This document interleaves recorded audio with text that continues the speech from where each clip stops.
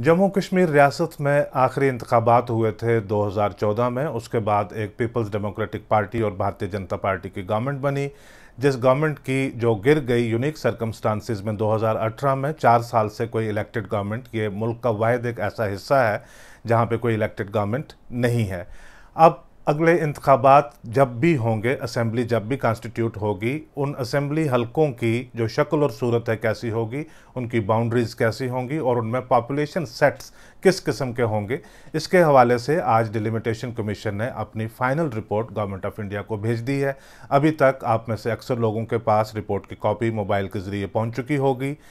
मेरा इनिशियल जो असेसमेंट है रिपोर्ट को लेकर वो क्या है, वो मैं आपके साथ साझा करूंगा। मेरा नाम जफर चौधरी है। आप जुड़ चुके हैं द डिस्पैच पर यह स्पेशल ब्रॉडकास्ट देखने के लिए।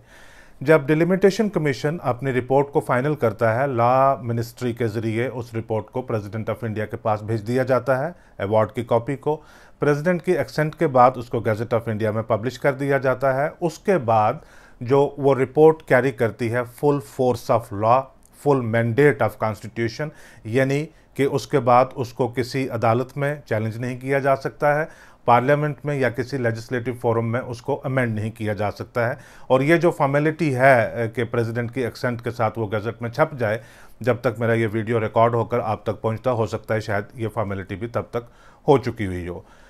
2-3 इंपॉर्टेंट चीज़ें हैं जिनको मैं स्टेप बाय स्टेप डिवाइड करके आपके साथ में शेयर करना चाहूँगा, क्योंकि कमीशन की जो कुछ ड्राफ्ट रिकमेंडेशन पहले आई थी, आप उनसे अच्छी तरह से पहले आगाह हैं। उनको कई तरीक़ों से पब्लिक डोमेन में डिस्कस कर दिया जा चुका हुआ है। तो लिहाजा जो आज की फ़ाइनल रिकमेंडेशन है, जब ये आपके सामने आती हैं तो आपके लिए बड़ी आसानी हो जाती है कि पहले क्या रिकमेंड किया था, और जब फिर लोगों ने प्रोटेस्ट किया या अपनी रिजर्वेशन शेयर की, उसके बाद कमीशन ने उसमें तब्दीलियां किस तरह से लाई। मैंने देखा कुछ खास ज़्यादा तब्दीलियां नहीं है, लेकिन उनके बारे में तबसरा करते हैं। क्विक इसकी बैकग्राउंड ये है कि जो रीऑर्गेनाइजेशन एक्ट है 2019 का, यानी जब आर्टिकल 370 को रिपील किया गया और जम्मू कश्मीर को डिवाइड करके 2 यूनियन टेरिटरीज बनाई गई, तब जो कानून पास हुआ पार्लियामेंट ऑफ इंडिया में, रीऑर्गेनाइजेशन एक्ट, उसमें यह बताया गया था कि एक डिलिमिटेशन कमीशन बनेगा और वो कमीशन जो असेंबली हल्का जात हैं उनकी नई हदूदबंदी करेगा। जब उनकी हदबंदी हो जाएगी उसके बाद इंतखाबात होंगे। तो लिहाजा ये मार्च 2020 में इसको कमीशन को कॉन्स्टिट्यूट कर दिया गया था। इनकी मियाद थी 1 साल के लिए, और मार्च 2021 में इन्होंने बताया कि कोविड के चलते हम कुछ ज़्यादा काम नहीं कर पाए, हमसे जो मज़ीद वक्त की हमें ज़रूरत है, लिहाजा मार्च 2022 तक इनकी मियाद जो है एक्सटेंड कर दी गई। उसके बाद मज़ीद 2 महीने इनको दिए गए, जो कल यानी 6 मई को 2 महीने इनको पूरे होते हैं। आज 1 दिन एडवांस में इन्होंने जस्टिस रंजना प्रकाश देसाई की सदारत में जो कमीशन है, उन्होंने फाइनल अवार्ड को साइन करके गवर्नमेंट के हवाले कर दिया।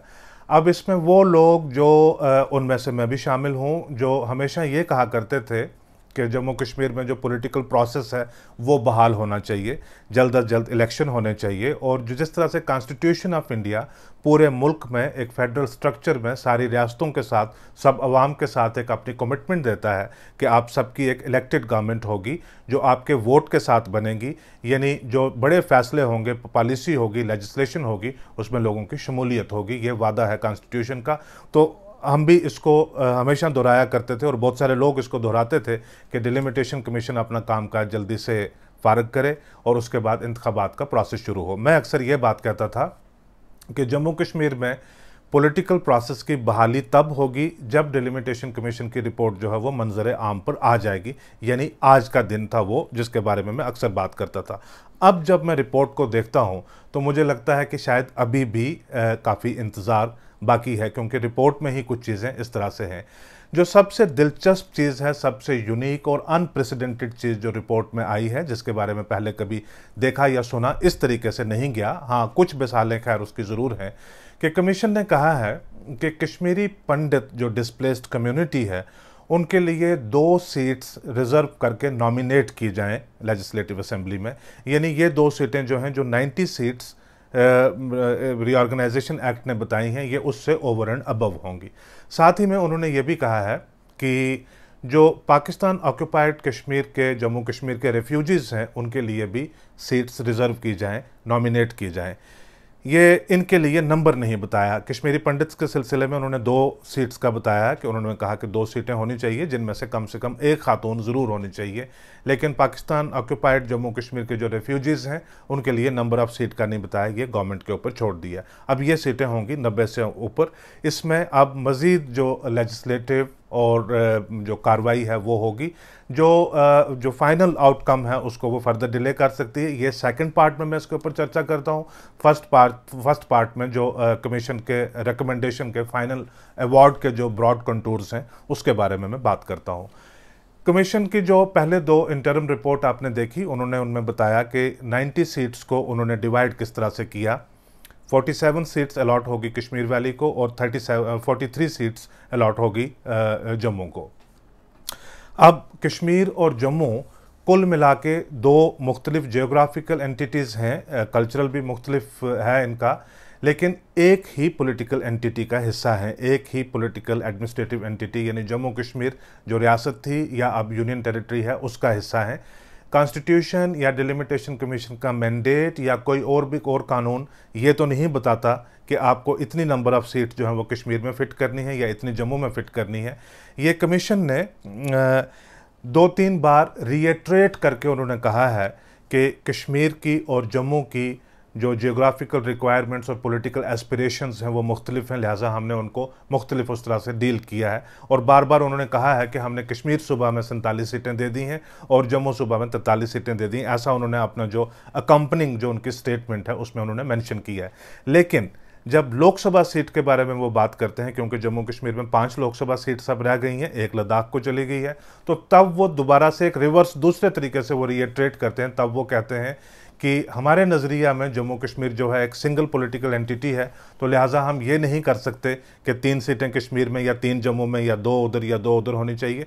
तो लिहाजा ऐसा हो सकता है कि एक सीट ऐसी हो जो आधी कश्मीर सूबा में हो और आधी जम्मू सूबा में हो, यानी जो 43 सीट जम्मू में और 47 सीट जम्मू कश्मीर में, उनको कमीशन ने जस्टिफाई किया है 2 अलग unique geographical entities, cultural entities जिनकी अपनी यूनिक पॉलिटिकल एस्पिरेशंस हैं उस पॉइंट ऑफ व्यू से। और जो लोकसभा सीट एक अनंतनाग साउथ कश्मीर सीट जिसको रजौरी और पुंछ के साथ मिला के एक सीट बनाया है, उसकी जस्टिफिकेशन उन्होंने दूसरे तरीके से दी है कि जम्मू कश्मीर एक ही पॉलिटिकल एंटिटी है और लिहाजा ये चीज़ जो पॉसिबल हो सकती है। अब कमीशन के पास एक यूनिक जो सरकमस्टांसिस हैं वो थे कि नॉर्मली क्या होता है कि हमारे मुल्क में भी जो पहले डिलिमिटेशन कमीशन हुए हैं उनका तरीकाकार भी इसी तरह से रहा है और दुनिया भर में भी डिलिमिटेशन कमीशन का इस तरह से होता है कि आप कमीशन कॉन्स्टिट्यूट करते हैं और आप उनको बताते हैं कि आप जाइए सारे हालात वहाँ के डिस्कस कीजिए, जिसमें पॉलिटिकल एस्पिरेशन भी शामिल है, जिसमें जियोग्राफिकल डिफ़िकल्टीज़ भी शामिल हैं, जिसमें पॉपुलेशन भी शामिल है और रिमोटनेस, कनेक्टिविटी, कम्युनिकेशन, ये सारी चीज़ें मिलाकर ये शामिल हैं। इसकी बुनियाद के ऊपर आप रेकमेंड कर दें कि टोटल नंबर ऑफ़ सीट्स कितनी होनी चाहिए उस रियासत के लिए या उस सूबा के लिए। लेकिन इस केस में मुख्तलिफ था। इसमें यह था कि गवर्नमेंट ने या पार्लियामेंट ने रीऑर्गेनाइजेशन एक्ट के ज़रिए पहले ही डिलिमिटेशन कमीशन को बता दिया था कि आपके पास टोटल नंबर ऑफ़ सीट्स 90 हैं और जो पॉपुलेशन है वो 2011 के सेंसस के मुताबिक है। अब आपका काम इतना है कि आपने इस पॉपुलेशन को इन 90 सीट्स के बीच आपने अकोमोडेट करना है। लेकिन कमीशन एडमिट करता है कि कॉम्पिटिटिव पॉलिटिकल एस्पिरेशन कश्मीर और जम्मू में और हिली और अर्बन एरियाज़ में वगैरह वगैरह में इस तरह से देखी गई। लिहाजा हमारा टास्क जो है वो डिफ़िकल्ट था कि हम एक सिंगल लीनियर अप्रोच लेकर कर लेते। लिहाजा हमने जो मेथोडोलॉजी है वो हमने अपनी डिवाइस की। मेथोडोलॉजी में 3-4 चीज़ें वो बताते हैं कि एक तो हमने डिस्ट्रिक्ट जो हैं 20 डिस्ट्रिक्ट जो हैं जम्मू कश्मीर के, उनको हम कैटेगराइज किया हमने 3 कैटेगरीज़ में, हिली और डिफ़िकल्ट डिस्ट्रिक्ट को, हिली एंड फ्लैट डिस्ट्रिक्ट और प्रिडोमिनेंटली जो फ्लैट डिस्ट्रिक्ट, मैदानी डिस्ट्रिक्ट, इस तरह से हमने किया ताकि हम ये बता सकें कि पॉपुलेशन को यानी नंबर ऑफ़ कॉन्स्टिट्यूंसीज अगर हम कहीं पे बढ़ा रहे हैं या घटा रहे हैं तो उसको हम जस्टिफाई किस तरह से कर सकें।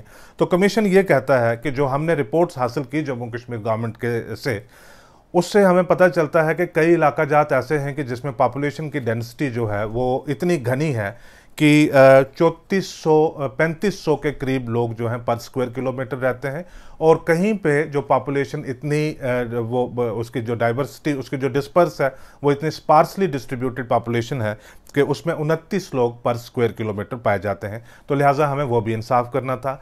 एक इन्होंने नया मैथडोलॉजी डिवाइस की, वो भी शायद इंडिया में पहले कभी नहीं की गई है, और शायद उसकी मिसालें बन जा सकती हैं आने वाले वक्त में पंजाब, राजस्थान वगैरह जैसी रियासतों के लिए।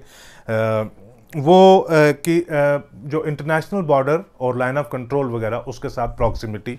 तो कठुआ में सीट एनहांस करने के लिए, सांबा में सीट बढ़ाने के लिए कमीशन ने ये बताया, रजौरी डिस्ट्रिक्ट में एक सीट बढ़ाने के लिए कमीशन ने ये जस्टिफिकेशन दी, क्योंकि ये इलाका जात जो है ये बॉर्डर एरियाज़ के नज़दीक हैं, और बॉर्डर पे अक्सर पाकिस्तान की तरफ से शेलिंग फायरिंग वगैरह होती है, लोगों को डिफ़िकल्टीज़ होती हैं। तो लिहाजा गवर्नेंस इनके लिए बेहतर बनाने के लिए यहाँ पे जो नंबर ऑफ़ सीट्स है वो बढ़ाकर, ताकि कॉन्स्टिट्यूंसी का साइज़ जो है वो छोटा हो जाए और एक्सेसिबल हो जाए।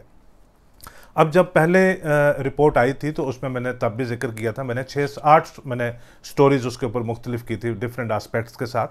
उसमें एक बताया था कि 28 या 29 जो नई कॉन्स्टिट्यूंसीज़ वो बनी थी, यानी नई कॉन्स्टिट्यूंसीज तो 7 हैं, लेकिन रिस्ट्रक्चर करके जो नए नाम आए कॉन्स्टिट्यूंसीज के, यानी इंटरनल जो कार्टोग्राफी है, जो रिकन्फिगरेशन है, वो इस हद तक हुई कि आप अगर उसको पुराने नाम से कॉन्स्टिट्यूंसी को आप जानना चाहते तो वो उस तरह से ना होता। मिसाल के तौर पर जम्मू शहर के अंदर कॉन्स्टिट्यूंसी थी गांधीनगर कॉन्स्टिट्यूंसी, हिस्टोरिक लंबे वक्त से उसको गांधीनगर कॉन्स्टिट्यूंसी के नाम से जाना गया था, लेकिन अब उसमें इंटरनल कार्टोग्राफी जो है वो इस तरह से की गई है, पॉपुलेशन के जो है सेट्स हैं वो इस तरह से एडजस्ट किए गए हैं कि अब अगर आप उसको गांधीनगर के नाम से जाने तो वो शायद बड़ा उटपटा लगेगा, क्योंकि अब वो सिर्फ गांधीनगर ही नहीं है, वो आरएसपुरा तक जाकर एक्सटेंड हो रही है कॉन्स्टिट्यूंसी, तो लिहाजा उसका नाम जम्मू आरएसपुरा बन जाता है। इस तरह से 28 या 29 कॉन्स्टिट्यूंसीज ऐसी थी पूरे जम्मू कश्मीर में जिनके नाम तब्दील किए गए थे, ऐसे नाम उनके रखे गए थे जो नाम आपने पहले नहीं सुने होंगे। उसमें लोगों की तरफ से बहुत सारे मुतालबात आए थे, कुछ नाम तब्दील करने के लिए कहा गया था, तो लिहाजा वो इन्होंने नाम तब्दील किए हैं। 9 कॉन्स्टिट्यूंसीज के इन्होंने नाम या तो ओरिजिनल रिस्टोर किए हैं, या जिस तरह से डिमांड आ रही थी उस तरह से नाम रखे गए हैं। जैसे टंगमर्ग कॉन्स्टिट्यूंसी, उसका कई बार टंगमर्ग भी नाम रहा है, गुलमर्ग भी नाम रहा है, तो उसका गुलमर्ग वापस रिस्टोर कर दिया गया है। जोनीमार कॉन्स्टिट्यूंसी एक श्रीनगर में थी, उसको जडीबल बना दिया गया है। सोनावार कॉन्स्टिट्यूंसी का लाल चौक नाम रहेगा। पाडर कॉन्स्टिट्यूंसी का नाम रहेगा पाडर नागसेनी। ये पाडर नागसेनी जो है इसका एक अपना रिलीजियस पॉइंट ऑफ व्यू से इस नाम की बड़ी इंपॉर्टेंस है, इस किस्म की वहाँ से डिमांड थी, ऐसा किया। कठुआ नॉर्थ को अब जसरोटा नाम से जाना जाएगा। जसरोटा एक हिस्टोरिकल रियासत थी सूबा जम्मू की, और कठुआ साउथ को प्रॉपर कठुआ जाना जाएगा। खोड़ का नाम कभी खोड़ भी रहा है और छम्ब भी रहा है, ये जम्मू ज़िला में बॉर्डर के बिल्कुल नज़दीक कॉन्स्टिट्यूंसी है, इसको वापस से छम्ब नाम रख दिया गया है। माहौर और गोल गुलाबगढ़, ये माहौर भी नई कॉन्स्टिट्यूंसी, गोल गुलाबगढ़ नई आई थी 96 में जो आखिरी डिलिमिटेशन हुई थी, तो इसका इन्होंने माहौर रखा था, अब गोल गुलाबगढ़ वापस रहेगा। दरहाल कॉन्स्टिट्यूंसी जो नाम रखा गया था, इसको कई बार दरहाल के नाम से जाना गया है, कई बार दरहाल बुद्धल के नाम से जाना गया है। अब क्योंकि दरहाल तहसील को उसमें से निकाल दिया गया है तो इसका नाम अब सिर्फ बुद्धल रहेगा। जो तब्दीलियां की हैं, क्योंकि बहुत सारे डेपुटेशन मिले, बहुत जगहों पे प्रोटेस्ट हुए, जिस तरीके से जिस स्केल के ऊपर प्रोटेस्ट हुए थे, जिस स्केल के ऊपर लोग तब्दीली मांग रहे थे, जो इनिशियल रिकमेंडेशन आई थी, क्योंकि जो मेन पॉलिटिकल पार्टीज़ हैं, फॉर एग्जांपल नेशनल कॉन्फ्रेंस है, पीपल्स डेमोक्रेटिक पार्टी है, नेशनल कॉन्फ्रेंस की तो इंपॉर्टेंस ज़्यादा बनती है क्योंकि उनके 3 मेंबर्स ऑफ पार्लियामेंट जो कमीशन के एसोसिएट मेंबर्स भी थे, उन्होंने जो अपने रिजर्वेशन कमीशन को दिए थे वो मैंने तब पढ़े थे सारे, और आज मैं उनको देख रहा हूँ जो कमीशन की फाइनल रिकमेंडेशन में, उनमें मुझे कोई भी अकोमोडेट किया हुआ नज़र नहीं आता। तो लिहाजा नेशनल कॉन्फ्रेंस ने इसके ऊपर रिएक्ट किया है आज। पीपल्स डेमोक्रेटिक पार्टी, हालांकि उसमें कोई ऑफिशियल उनकी हैसियत नहीं थी कमीशन में, लेकिन पब्लिकली उन्होंने अपना जो रिजर्वेशन है कमीशन की रिकमेंडेशन के ऊपर बहुत स्ट्रांगली उन्होंने दी थी, और जो पॉइंट्स उन्होंने उभारे थे और कमीशन को कहा था कंसिडर करने के लिए, उनमें से मुझे कोई भी कंसिडर हुआ नज़र नहीं आता है। तो लिहाजा आज उन्होंने भी बहुत बिटरली रिएक्ट किया है। बीजेपी की रिकमेंडेशन उनके अपने हिसाब से, जो बीजेपी के अपने जो पॉइंट ऑफ व्यू से उन्होंने आज स्टेटमेंट भी जारी की है, वो काफ़ी हद तक उनकी अकोमोडेट हुई है। और इस तरह से जो ज़्यादा तब्दीलियां जो देखें, जैसे इंद्रवाल कॉन्स्टिट्यूंसी है उसको दोबारा रिस्टोर कर दिया गया है, इंद्रवाल ही अब उसको पहले मुगल मैदान कॉन्स्टिट्यूंसी बनाया गया था, अब उसको इंद्रवाल ही रखा गया है। लारनू कॉन्स्टिट्यूंसी थी एक जो शेड्यूल ट्राइब के लिए रिजर्व थी, उसको दोबारा से हटा दिया गया, और कोकरनाग कॉन्स्टिट्यूंसी जिसकी जगह पे वो बनती थी रिकन्फिग्रेशन करके कोकरनाग को साउथ कश्मीर में बहाल कर दिया गया है। सिरी गुफारा को पहलगाम से हटाकर बीजबिहाड़ा में शिफ्ट किया गया है साउथ कश्मीर में, यही भी तो उसकी भाई एक नया आकार, एक नई शक्ल सूरत है उसकी भी बन जाती है। इसी तरह से वगूरा क्रीरी पहले डिसअपीयर हो जाता था, अब वो दोबारा उसका वो रिस्टोर हुई है। एक सिग्निफिकेंट जो जम्मू सूबा में है, दरहाल तहसील को, ब्लॉक को जो है वो दरहाल बुद्धल कॉन्स्टिट्यूंसी से, यानी जो दरहाल बुद्धल कॉन्स्टिट्यूंसी है वो हमेशा जानी गई है दरहाल के नाम से, ना कि बुद्धल के नाम से। अब दरहाल को ही उस कॉन्स्टिट्यूंसी से हटा के थन्ना मंडी में अकोमोडेट किया गया है, और ये जो नई कॉन्स्टिट्यूंसी है उसका नाम अब रहेगा सिर्फ बुद्धल, जो कोटरंका और ख्वास 2 तहसीलों के ऊपर मुश्तमिल रहेगी। जो शेड्यूल ट्राइब के लिए पहले इन्होंने रिकमेंडेशन की थी 9 सीटें शेड्यूल ट्राइब के लिए और 7 सीटें शेड्यूल कास्ट के लिए, टोटल कुल मिला के जो रिजर्व सीटें हो जाती हैं वो हो जाती हैं आपके पास 16 सीटें, और 74 सीटें वो रहेंगी जिनके ऊपर ओपन कैटेगरी का कंपटीशन रहेगा। उसमें ज़्यादा तब्दीली नहीं आई। जो पहले रिकमेंडेशन आई थी तो उसमें ज़िला रजौरी में से 3, ज़िला पुंछ में से 3, 6 सीटें ये, और एक गुलाबगढ़ 7 सीटें, और 2 कश्मीर से आती थी, 9 सीटें वो रिकमेंड की गई थी। ये इन्होंने अब तब्दील किया है।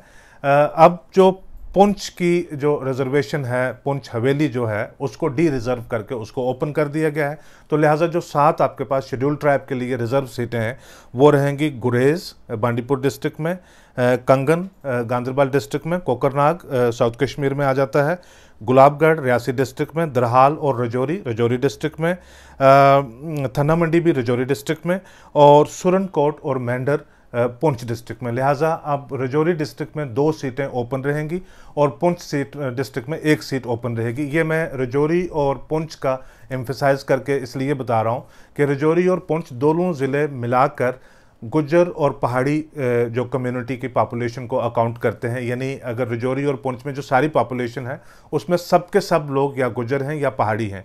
तो जब गुज्जर को शेड्यूल ट्राइब की रिजर्वेशन मिल जाती है तो उसमें पहाड़ी अपने आप को एक्सक्लूडेड फील करता है इलेक्टोरल प्रोसेस से, खास करके जो पहाड़ी लीडर्स हैं जिन्होंने इलेक्शन लड़ना है वो अपने आप को प्रोसेस से एक्सक्लूडेड फील करते हैं। तो लिहाजा अब वो, क्योंकि 2 सीटें रजौरी में ओपन हैं जहां पे पहाड़ी इंक्लूडेड फील करेंगे और 1 सीट पुंछ में ओपन है, तो कुल मिला के 8 सीटें जो ज़िला रजौरी में हैं, ज़िला रजौरी और पुंछ में हैं, उनमें से 3 सीटें ओपन हैं और 5 सीटें रिजर्व रहेंगी शेड्यूल ट्राइब के लिए। सिमिलरली जो शेड्यूल कास्ट के लिए सीटें हैं उनमें से रामनगर, कठुआ, रामगढ़, बिश्नाह, सुचेतगढ़, मढ़ और अखनूर, इसमें कोई तब्दीली नहीं आई। रामगढ़ को डी रिज़र्व करने के लिए बहुत बड़े पैमाने के ऊपर एहतजाज हुए थे, बीजेपी ने भी अपनी तरफ से इस किस्म की रिकमेंडेशन दी थी लेकिन वो नहीं पॉसिबल हुआ, और सुचेतगढ़ को डी रिज़र्व करने के लिए जो बहुत लोग नाराज़ थे और बीजेपी के साथ जुड़े हुए बेशुमार लोग थे, उन्होंने आके बीजेपी के हेडक्वार्टर पे बसों की बसें भर के आए थे, उन्होंने इस्तीफे भी दिए थे, लेकिन सुचेतगढ़ जो है वो रिज़र्व ही रहेगी शेड्यूल कास्ट के लिए। और मढ़ और अखनूर ये कुल मिला के 7 कॉन्स्टिट्यूंसीज रहेंगी शेड्यूल कास्ट के लिए रिज़र्व। जो नई कॉन्स्टिट्यूंसीज जो पहली 2 इंटर्म रिपोर्ट में आपने देखी थी उनमें से जो वैसे ही रही, कुछ माइनर चेंजेस यहाँ से वहाँ, क्योंकि जो बुनियादी यूनिट इन्होंने रखा है किसी भी कॉन्स्टिट्यूंसी को डिटरमिन करने के लिए, डिफाइन करने के लिए, वो है पटवार सर्कल। तो वो लगभग जो वैसी की वैसी रहेंगी, वो हैं त्रहगाम, वगूरा क्रीरी, लाल चौक जो पहले सोनावार था, छानापुरा, सेंट्रल शालटेंग ये श्रीनगर में है, जैनापुरा ये भी श्रीनगर में है, अनंतनाग वेस्ट, श्री गुफवारा बीजबिहाड़ा जो मैंने पहले बताया, पाडर नागसैनी, डोडा वेस्ट, श्री माता वैष्णो देवी कॉन्स्टिट्यूंसी जो रियासी डिस्ट्रिक्ट में है, Udhampur east, Jasrota, Ramgarh, R S Pura, Jammu south, Jammu north, Kalakote, Sunderbani और थन्ना मंडी, ये वो कॉन्स्टिट्यूंसीज हैं जो 2014 के, 2008, 2002 या 1996 के किसी इंतखाबात में नहीं थी। ये पहली बार आपके सामने ये कॉन्स्टिट्यूंसी आई है। अब जो की टेक अवे है डिलिमिटेशन कमीशन की रिपोर्ट से, जिसका मैंने शुरू में कहा था कि बहुत अनप्रेसिडेंटेड, अनसीन और जिसका पहले मिसालें ना देखी हों, वो ये है कि कमीशन ने कहा है कि कश्मीरी पंडित्स के लिए 2 सीटें रिजर्व की जाएं और पाकिस्तान ऑक्यूपाइड कश्मीर के जो रेफ्यूजीज हैं उनके लिए सीटें रिजर्व की जाएं। जो लोअर हाउसेज होते हैं लेजिस्लेचर के, अब जम्मू कश्मीर में तो एक ही हाउस है, वो क्योंकि बाइकैमरल हाउस अब है नहीं है, लेकिन हम मिसाल ले लेते हैं लोकसभा की, पार्लियामेंट ऑफ इंडिया में जो लोअर हाउस है लोकसभा की हम मिसाल ले लेते हैं। उसमें एक प्रेसिडेंट था जिसमें 2 सीटें रिजर्व नॉमिनेशन के थ्रू रहा करती थी, वो थी एंग्लो इंडियन कम्युनिटी के लिए। ये एक इस्टेब्लिश प्रैक्टिस थी 1950 से लेकर कंटिन्यू रही है कि गवर्नमेंट के रिकमेंडेशन के ऊपर प्रेसिडेंट ऑफ इंडिया एक नॉमिनेट कर देते हैं 2 मेंबर्स को एंग्लो इंडियन कम्युनिटी को, ताकि उनकी शमूलियत, उनकी जो इंक्लूजन है वो इंडिया के इलेक्टोरल डेमोक्रेटिक प्रोसेस में रहे।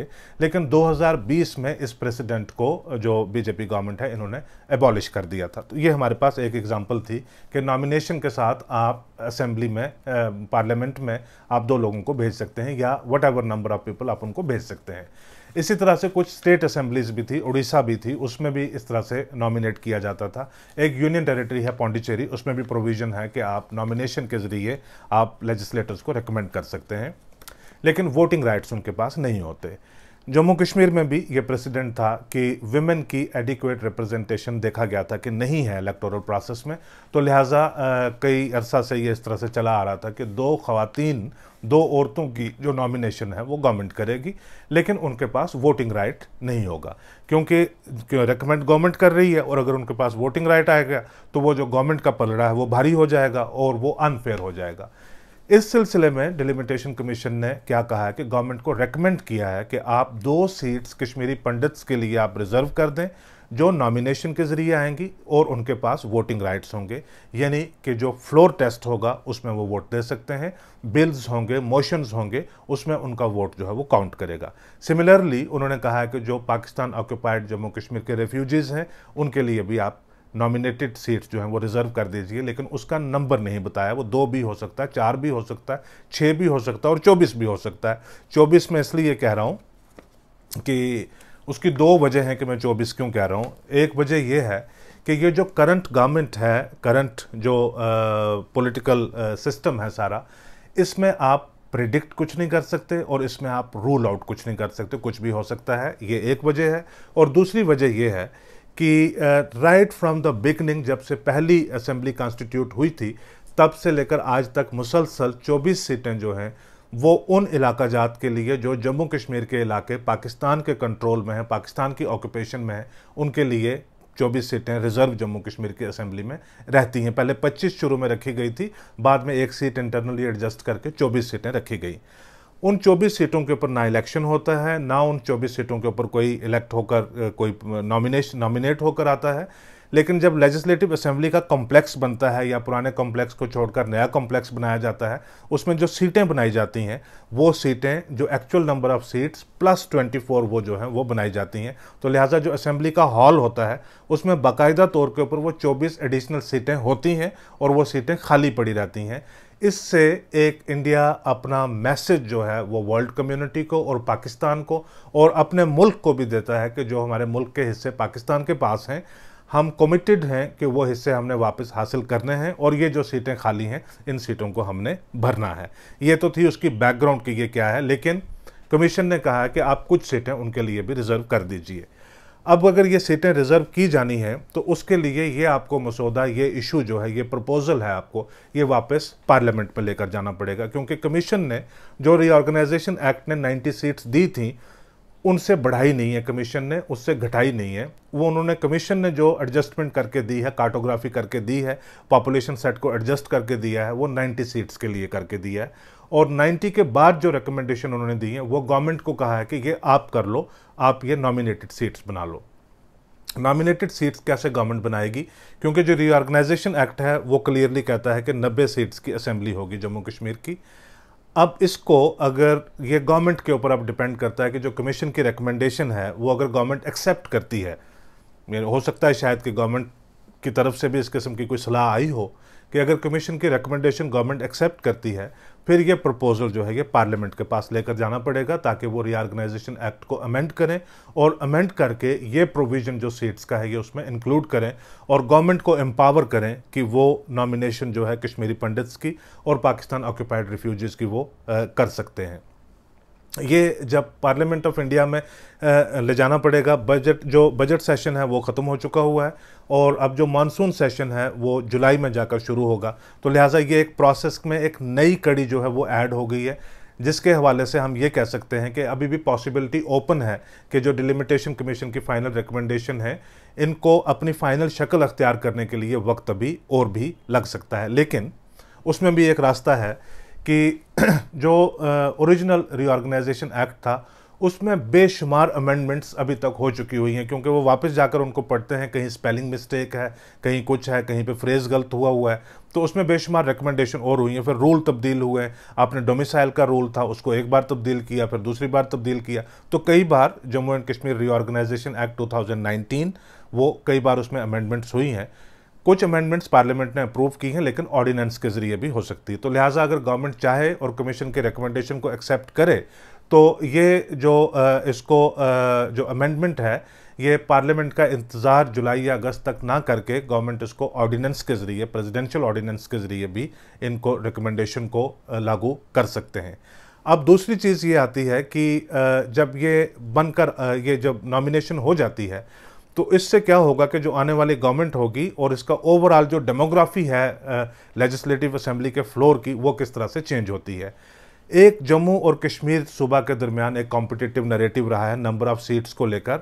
आने वाले दिनों में मैं उसके साथ बारे में और भी बात करूंगा। मैं नंबर ऑफ सीट्स को लेकर 1950 से मुसलसल ये चीज़ रही है और बेशुमार रिप्रेजेंटेशंस पार्लियामेंट को, कोर्ट्स को, कमीशंस को रिप्रेजेंटेशन रही हैं, जिसमें जो जम्मू का जो ख़ास करके जो तवी कैचमेंट एरिया है यहाँ का एक बहुत बड़ा सेंटिमेंट रहा है कि कश्मीर में सीटें ज़्यादा चली जाती हैं और जम्मू में सीट्स कम होती हैं, लिहाजा जम्मू में सीटें ज़्यादा बढ़ाई जाएं। ओरिजिनल जो डिफरेंस था जब शुरू किया था तो तब शायद 12 या 13 सीट्स का डिफरेंस था, वो आप घटते घटते अब जाकर 4 सीट्स के ऊपर आया। 43 सीट जम्मू, 47 सीट्स कश्मीर।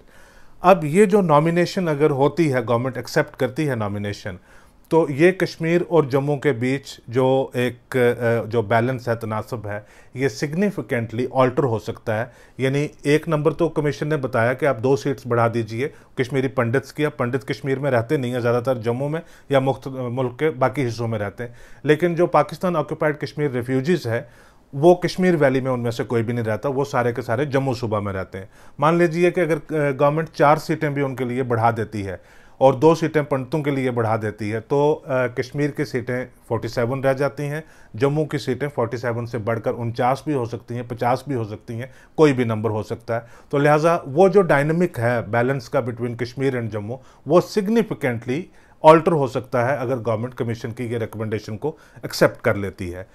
और अब जो गवर्नमेंट नई गवर्नमेंट बनकर आती है, क्योंकि इसका जो मैंडेट है, पावर है उनको नॉमिनेट करने का, वो गवर्नमेंट के पास होता है। जब चीफ मिनिस्टर ओथ ले लेता है तो उसकी गवर्नमेंट की तश्कील हो जाती है, तो चीफ मिनिस्टर अब एम्पावर्ड बन जाता है कि वो नॉमिनेट कर सकता है।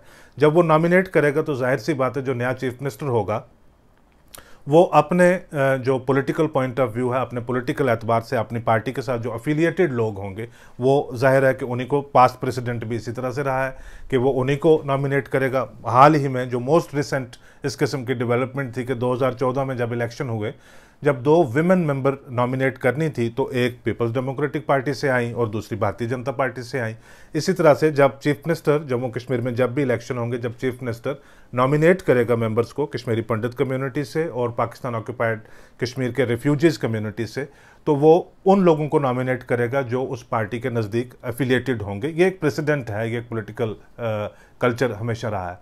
तो लिहाजा अगर ये गवर्नमेंट जो है ये मिनॉरिटी गवर्नमेंट भी है, इसके पास ऑलरेडी अभी चाहिए, किसी भी गवर्नमेंट को 45 सीटें चाहिए गवर्नमेंट बनाने के लिए। मान लीजिए ये मिनॉरिटी गवर्नमेंट है, इसके पास 40 सीटें हैं, इनके पास 45 पूरी नहीं है, 38 सीटें इनके पास पूरी नहीं है।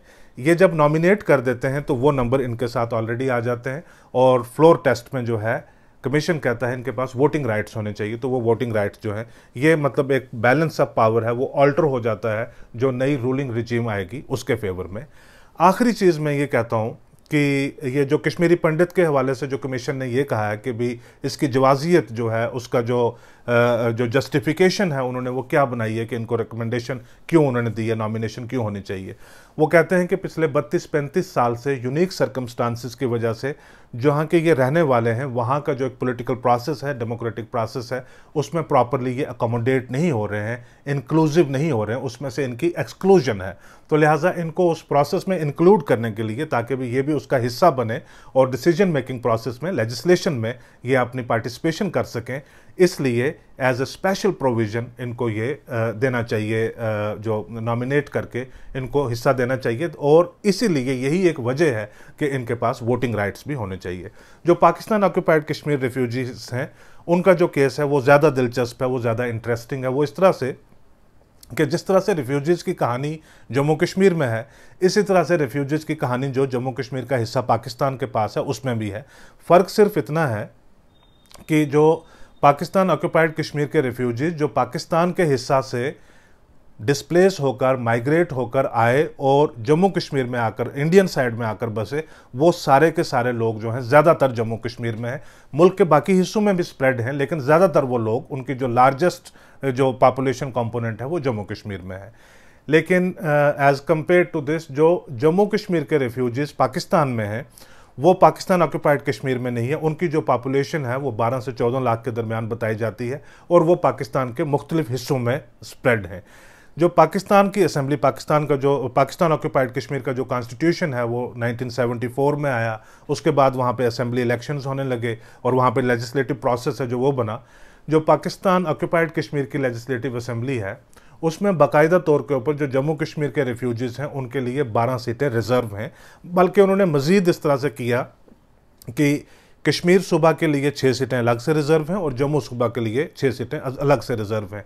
तो पाकिस्तान ऑक्यूपाइड कश्मीर की असम्बली के लिए जब भी इलेक्शंस होते हैं तो पाकिस्तान के मुख्तलिफ हिस्सों में, जैसे पंजाब में, सरहद में, बलूचिस्तान में और जो ये सिंध में, जितने भी सूबे हैं वहाँ के अलग अलग, जैसे मुल्तान में, एबटाबाद में, लाहौर में, पिंडी में, कराची में, जगह जगह पोलिंग स्टेशंस बनते हैं, क्योंकि वो स्प्रेड है। जो जम्मू और कश्मीर की पॉपुलेशन है वो पाकिस्तान में मुख्तलिफ जगहों के ऊपर स्प्रेड है। वो अपना वोट डालते हैं तो वो 12 सीटें वहाँ पे नॉमिनेट होते हैं।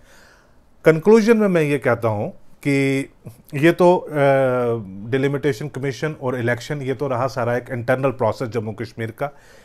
इसका ये जो रिकमेंडेशन है पाकिस्तान ऑक्यूपाइड कश्मीर रिफ्यूजीज़ के लिए, जो रिकमेंडेशन है, this can not be seen in isolation. इसका सिर्फ ये इंटरनल मामला नहीं है, इसके जो रिप्रिकॉशंस हैं, इसके जो रेमिफिकेशंस हैं वो ट्रैवल करते हैं across the line of control also, वो वहाँ पे भी ट्रैवल करते हैं।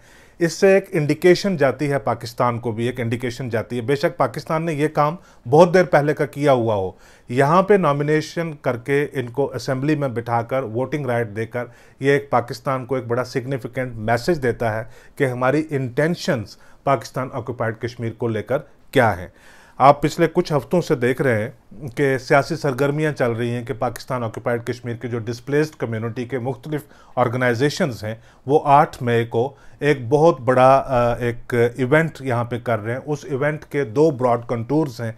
एक ये कि उस वक़्त जो जब माइग्रेशन हो रही थी, उस वक्त जब गदर सा था, एक माहौल इस किस्म का था, उसमें बहुत सारे लोग अपनी जान गंवा बैठे कि उनको ट्रिब्यूट पे किए जाएं और लोगों की जो बेशुमार मुश्किलात तब से लेकर आज तक रही हैं उन मुश्किलात को याद किया जाए और ये रिएट्रेट किया जाए कि जो हिस्सा पाकिस्तान के कंट्रोल में है, पाकिस्तान ऑक्यूपाइड कश्मीर और गिलगित बल्तिस्तान, कि ये अज़म उठाया जाए कि वो हिस्सा वापस रीइंटीग्रेट किया जाए जम्मू कश्मीर के साथ।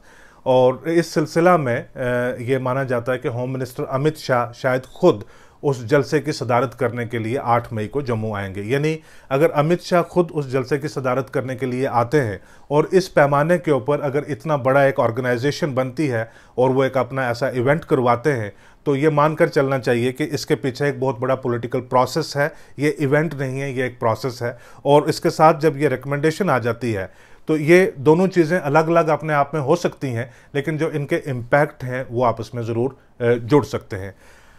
मैं यहाँ पे ख़त्म करूँगा, लेकिन आपने डिस्पैच के जो यूट्यूब चैनल और फेसबुक है उसको आज ही आपने ज़रूरी सब्सक्राइब कर लेना है और व्हाट्सएप के ऊपर आपने मैसेज भेजना है अपने नाम के साथ 8082480136 8082480136। इसके ऊपर आपने व्हाट्सएप पे मैसेज भेजना है ताकि हम आपको एक ब्रॉडकास्ट लिस्ट में इंक्लूड कर लें।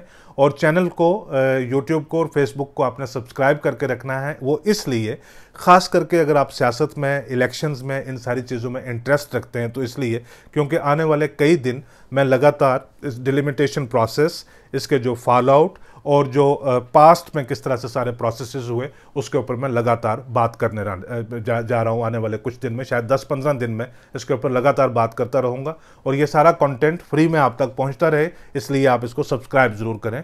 आज का एपिसोड देखने के लिए बहुत शुक्रिया।